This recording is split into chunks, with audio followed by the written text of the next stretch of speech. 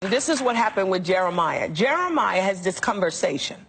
And then God says to him, before you were formed in your mother's womb, I knew you and ordained you to be a prophet.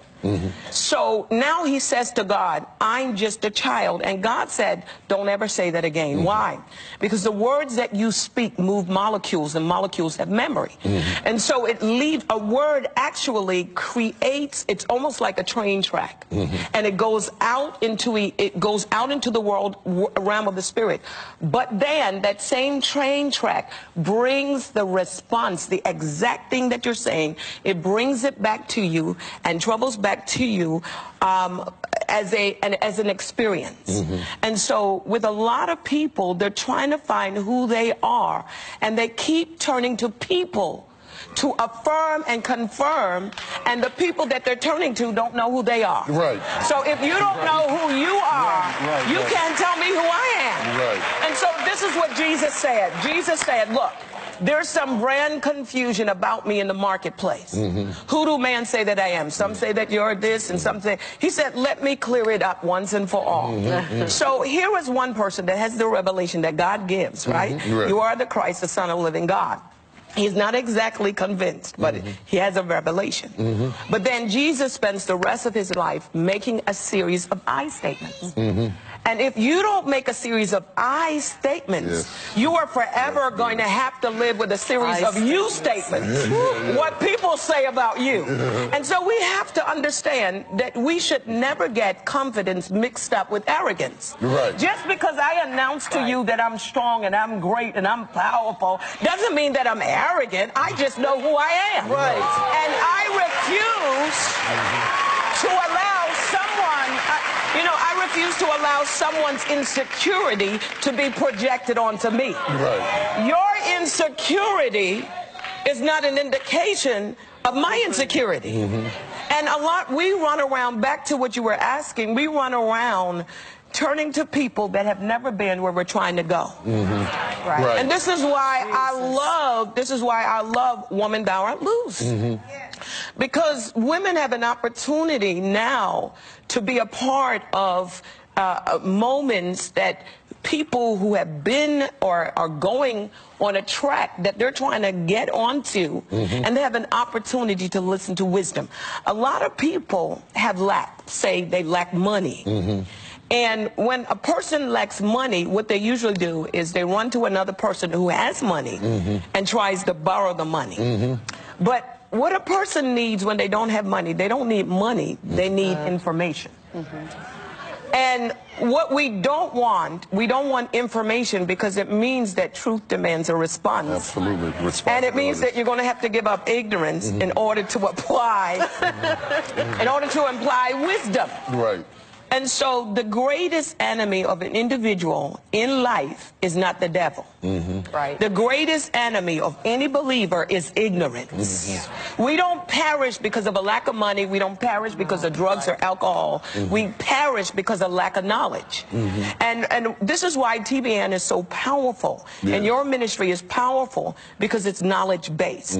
Money doesn't rule the world, thoughts and ideas do. And this is why when God wanted to change the world and empower people, he didn't send a singer. What he sent was the word. He sent information.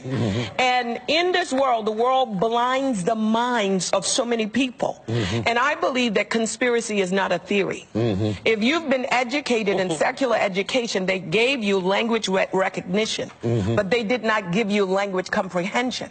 So that by the time a believer gets to church, all you have to do is throw a few words together. They can recognize the word, but there's no comprehension. If there's no comprehension, there can be no application. If there's no application, there can be no manifestation. And so what God does is he preaches to the minds of believers.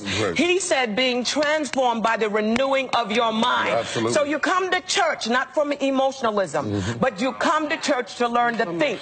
And this is the phenomenon of the prodigal son. The Bible said when he came to himself, he said to himself. And it's not about what people are saying about you that messes you up. It's what you are saying about yourself. Absolutely. I was going to say. Oh my God. Absolutely. Absolutely. And we don't have to wait for a prophet prophesy. All right. You can prophesy over your life every single day. Every day. And this is what a confession of faith is all about. What are you saying over your life? What have you put out in the atmosphere? And this is the issue. A lot of times we want to blame people. We want to blame situations. In my life, this is how I do it. If I have someone that I invite into a relationship in my life, and that person betrays me, I don't blame the person, I blame myself. Why? Why do I blame myself? Because I gave them permission to be in a relationship. And so it means that it's not the person, because remember, people reflect who you are. And so when you change, the people change. So we try to change things in people and not change ourselves. Absolutely. But the moment you change, everything in heaven and earth begins to conspire to accommodate your change. How important, because most people don't know themselves.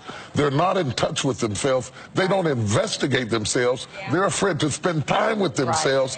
They're always inviting somebody in to avoid being alone with themselves. How important is it that you spend that time to really investigate your predestined, predetermined purpose in God? Loneliness is not the absence of people.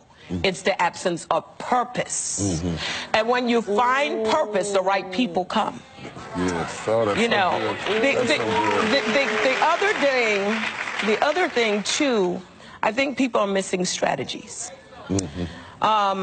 We usually bring strategies from an old season into a new season. And if you bring a strategy into a new season, you're going to bring the same drama. Right. And so we're not just looking for another experience, we're looking for a new strategy. And in this season, what God is doing, he's bringing people into our lives that are actual strategists. The issue is we want everything free. Nobody's willing to pay the price. It's your conversation, it's your conversation. What are you willing to pay for your freedom? You got to pay something. Right. And a lot of times, I think that we're waiting for God when God is waiting on us. Jesus walks into a city, John chapter 5. Here's this man. He's been molded and shaped by his culture. But 38 years he's sitting there with potential. And Jesus speaks a word and asks him, what do you want? We know what everybody else wants, but what do you want?